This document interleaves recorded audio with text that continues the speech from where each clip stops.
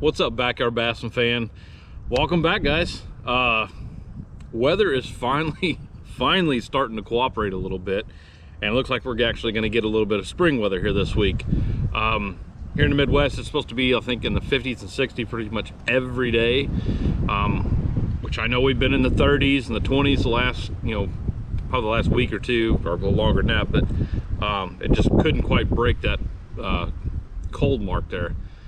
But we're getting into the little bit warmer weather. Fish are really going to start getting active. I tried to get some footage for you guys today, some actual fishing footage. Went out to a lake. It was so windy though, and I'm sure you guys are picking up a little bit of this wind already, but it's not a very big lake. It's only 100 acres, and there was white caps going on this thing. I had my trolling motor on high, and I just stay in one spot. I could barely do that, so I just said the heck with it, got off the lake, come home. Did fish the pond a little bit. Still just no bites, no action, no nothing. I really thought the fish would get a little active with this warmer weather. We had warmer weather yesterday, got up to about 51, I think, 50, somewhere around there. Sunshine hitting it all day, but they're not even ready yet. Water's still a little bit cold. We have a front moving in, which I think the front's pretty much here, but we got a couple storms coming in this evening, so I thought they'd be a little more active, but they just weren't. So after this week though, like I said, they're definitely going to start turning on. They're going to start coming up to the top. Any of you guys in the Midwest fishing ponds, stuff like that, one thing you can really look for on a pond is you'll see a lot of the bluegill and crappie, stuff like that. They'll really start coming up to the top of the water.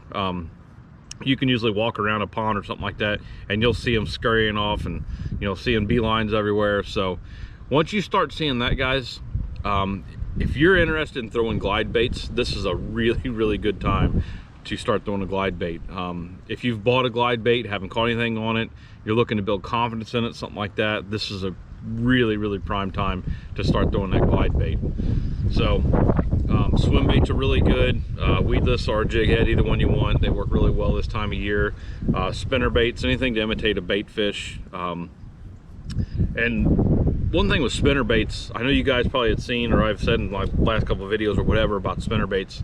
In the winter, I like to throw, a big Colorado blade. I like a lot of thump, but I'm also slow rolling that thing.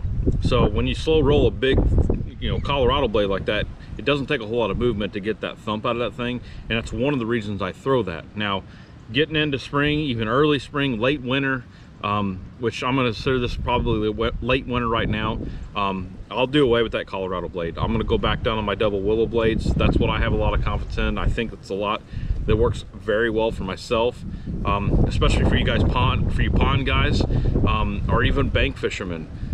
Those double willow blades, keep that little bit smaller blade on there. You're imitating small bait fish and stuff like that, so don't get a big blade on there. If you're going to fish out a little bit deeper on bigger lakes, something that has bigger bait fish in it, then you can step up that little bit bigger blade. But for the most part, keep a little bit smaller blade. Like I said, you're trying to imitate the forage or the bait fish in here and everything else, so you want to kind of keep it the same size.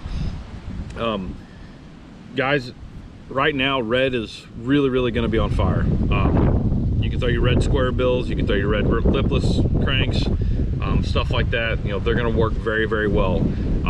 All the jigs I'm using right now, one of my favorite jigs, especially for this time of year, and I just started throwing moccasin jigs last year, but they've got the one that's called a Crawl Daddy, which actually has a red and orange translucent color on the back of it, and I'm telling you, that jig is going to be absolute killer for the spring, early spring, late winter.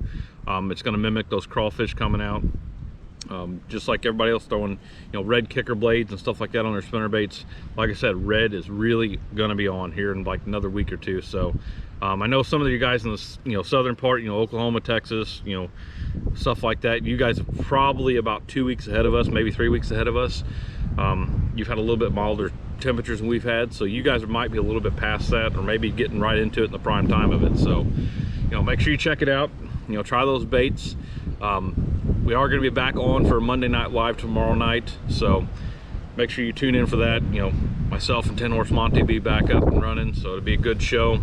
We do have a guest coming on, so you want to make sure you check that out. He's a real big smallmouth guy, so he'll be definitely interesting to talk to. So thanks for watching, guys, and we'll see you again on Wednesday.